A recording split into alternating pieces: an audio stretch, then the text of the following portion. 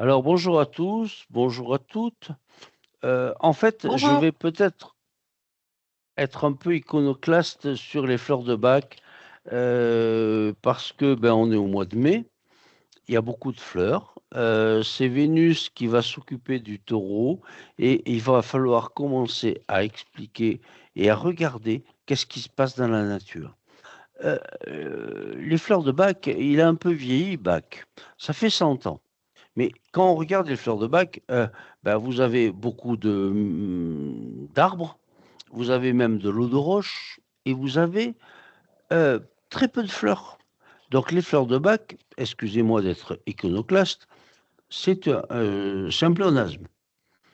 Par contre, ce que je voudrais, c'est que vous preniez la décision d'être vous-même et de regarder la beauté des choses, de regarder les fleurs, de regarder qu'est-ce qui vous parle et en fonction de ce qui peut vous parler, faire un élixir pour vous.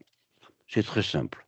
Vous prenez une fleur, vous la mettez dans de l'eau, vous la regardez au soleil et après vous avez un élixir de fleurs. Mais plutôt les fleurs. À l'époque de Bach, il y avait beaucoup d'arbres. La moitié des fleurs de Bach, soi-disant, sont des arbres. Vous avez les marronniers, vous avez les châtaigniers, vous avez les charmes, vous avez les chênes. En fait, il y a très peu de fleurs dans les fleurs de Bach. Et c'est ce dont je voulais parler aujourd'hui. Ce dont je voulais parler, c'est que, en fait, il faut que vous fassiez confiance. Si vous avez une connexion avec une plante, soit au niveau de la plante, soit éventuellement au niveau de comment elle s'appelle. Par exemple, l'encolie. Mets l'encolie dans le vase. Tu vas avoir une mélancolie. C'est simple, c'est gentil. Il va falloir s'habituer à être gentil avec soi-même et c'est ce dont je veux parler aujourd'hui. Je voudrais parler, pas des fleurs de bac parce que vous les connaissez tous, bien que les fleurs de bac, ce qu'on appelle fleurs de bac, c'est que vous prenez une imprégnation qui peut être aussi on peut faire des élixirs de bac en faisant bouillir du chêne. Ça, je crains un peu, mais ça existe. Vous pouvez également prendre de l'eau de roche. Vous savez même pas où vous prenez de l'eau de roche. Donc c'est tout ça pour dire qu'en fait, Bach, il a vieilli. Il a 100 ans. Et maintenant, les choses sont beaucoup plus subtiles 100 ans après. Tout est beaucoup plus subtil. En fait, il va falloir qu'on commence à faire des corrélations entre ce qu'on est, ce qu'on ressent et l'esthétique, la beauté, la plante. Et qu'est-ce qu'on ressent de la plante? En fait, tout ça, ça s'appelle, depuis Paracels, la logique de la plante qui nous envoie une information que l'on va pouvoir éventuellement régénérer pour pouvoir soit se soigner soi-même, soit soigner quelqu'un d'autre. Faites-vous confiance. À l'heure actuelle, il y a plein de plantes, puisqu'on est au mois de mai. C'est Vénus qui gère. Et en fait, regardez, mettez-vous à plat ventre, euh, traînez dans les chemins et vous allez voir des choses que vous ne pouvez même pas imaginer. Donc, je vais un petit peu sortir des sentiers battus, change de mot, en disant que normalement, Bach, en fait, il faisait des dilutions au 265e parce que c'était des galons, ils mettaient du cognac et tout. Mais non, on fait ça dans de l'eau, tranquille. Après, moi, je suis pharmacien, je fais au centième. Parce qu'au moins, je sais qu'à un CH, je sais où j'en suis. Sachant que de nombreux thérapeutes reprennent des élixirs filles pour refaire des dilutions au deuxième degré après du 1 centième. On est sur l'homéopathie, je suis d'accord. On est sur... Ça va. Mais quand même, de temps en temps, il faut raison garder. Voilà aussi une des choses que je voulais dire. Et après, pourquoi j'ai fait cette conférence aujourd'hui? C'est qu'en fait, j'ai eu un flash. J'ai eu un flash parce que je me promenais dans la nature et j'ai fait un élixir de laurier. Et puis, je me promenais dans la nature, j'ai fait un élixir de narcisse. Alors, je me suis dit pourquoi je fais un élixir de laurier, pourquoi je fais un élixir de narcisse. Narcisse, Narcisse, c'est celui qui se voit lui-même. En fait, il ne s'est pas vu, avant de se noyer dans la rivière, dans le lac où il se regardait, il a oublié de regarder le ciel, parce qu'en fait, tout était dans le ciel. Et Narcisse, c'est le nombril, et c'est tout ce qui est narcissique. Et en fait, à l'heure actuelle, on a une grosse problématique avec les pervers narcissiques. Donc, imaginez la narcisse, imaginez la personne, et imaginez ce que vous pouvez donner à des pervers narcissiques.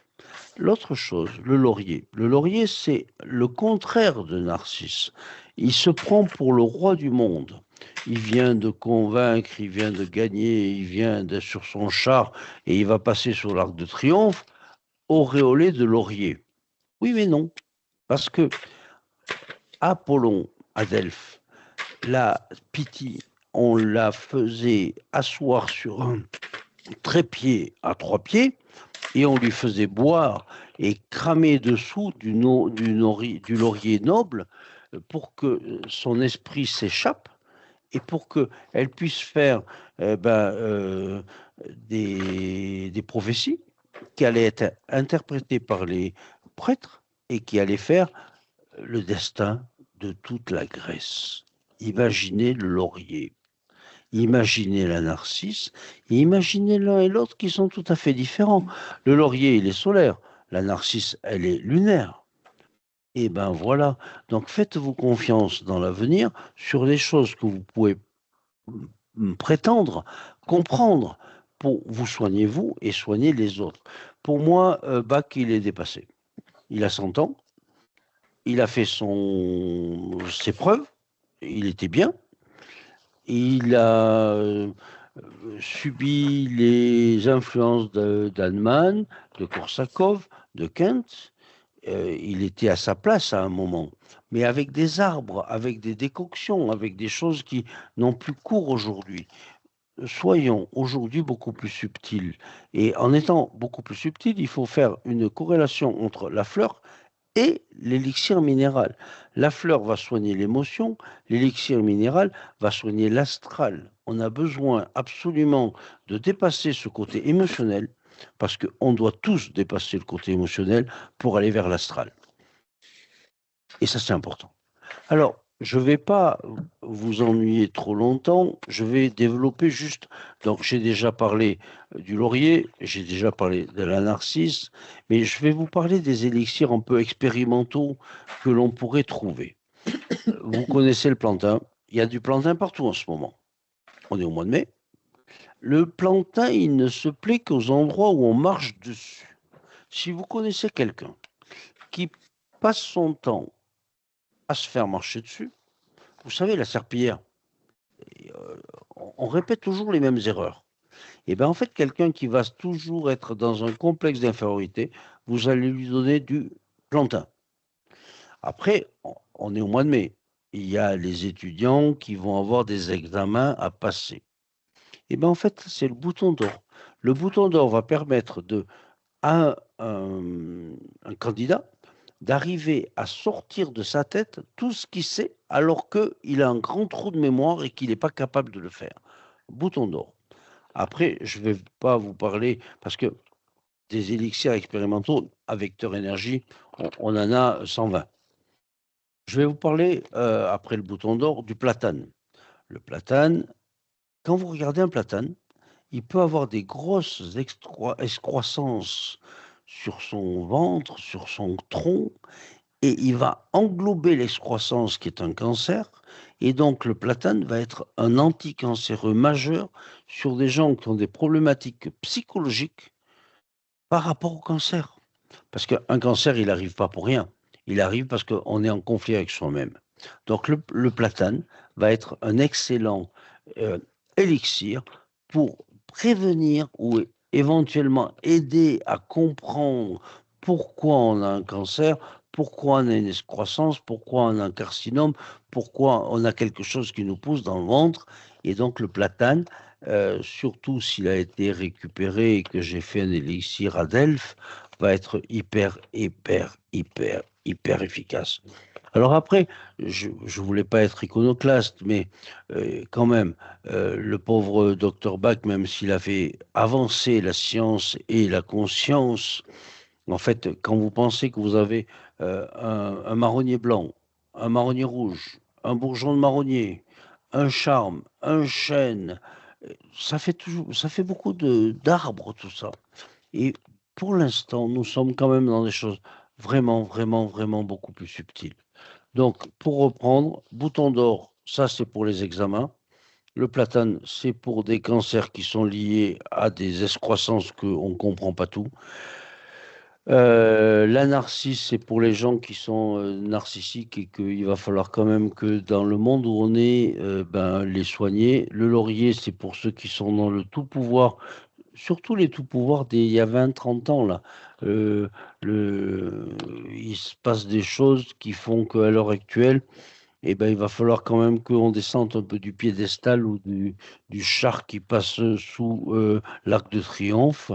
Et puis, je suis à votre disposition pour des choses beaucoup plus subtiles, parce que faites-vous confiance, faites-vous vos propres élixirs floraux. Il suffit de mettre une plante, une fleur, dans un récipient, à l'eau, au soleil, et vous avez votre remède pour vous, pour les autres. En fait, comme vous voulez. Voilà, j'ai terminé, je vous remercie. Il n'y a pas eu de PowerPoint cette fois-ci parce que j'avais décidé d'être un petit peu euh, libéré de toute image. Mais l'image, c'est vous. Allez un petit peu à quatre pattes dans le chemin et vous allez trouver votre propre chemin. La conclusion. Mon grand-père, il n'était pas docteur Bach. Mon grand-père, il soignait un peu les gens. Et puis il m'a dit, tu sais, petit, en fait, quand tu as un problème, tu regardes les fleurs qui sont autour de toi. Et il était allergique, mon grand-père.